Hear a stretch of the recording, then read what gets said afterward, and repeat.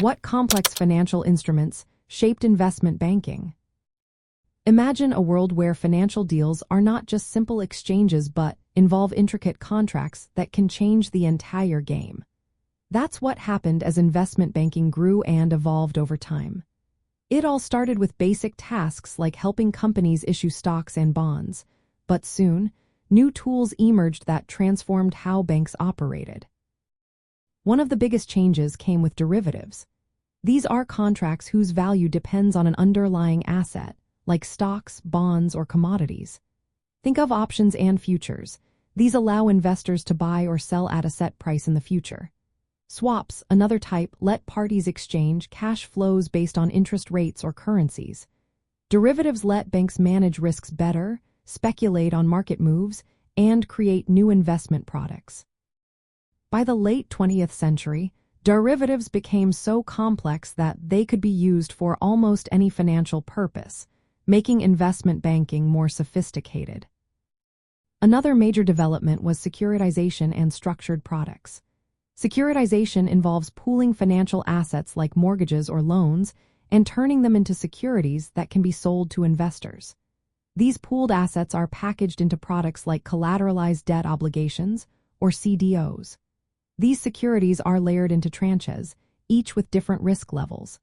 They helped banks spread risk and raise capital efficiently. However, during the financial crisis of 2008, the opacity and risk concentration of these products caused major problems, showing how powerful and risky they could be. High-yield bonds, often called junk bonds, also played a big role. These bonds are rated below investment grade but offer higher interest rates. They started gaining popularity in the 1970s and 80s, giving companies with weaker credit a way to raise money. Investment banks underwrote these bonds, helping companies grow quickly but also increasing the risk for investors. These bonds became a key part of many investment banking operations.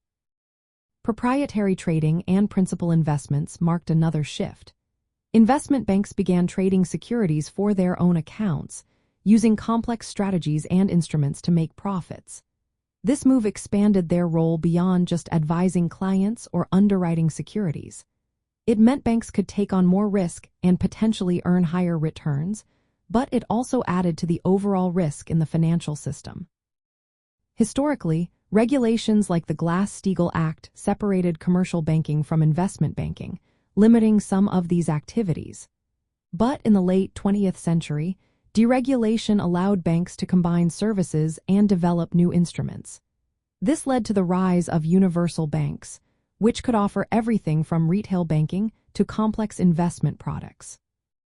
These instruments serve real purposes, like helping companies raise capital efficiently, giving investors tools to hedge risks, and adding liquidity to markets. But they also brought new challenges, including increased systemic risk and the need for advanced risk management. Looking at the history of finance, these complex tools show how investment banking moved from simple securities issuance to a multifaceted industry. They reflected changes in regulation, technology, and market needs, shaping the financial world we see today.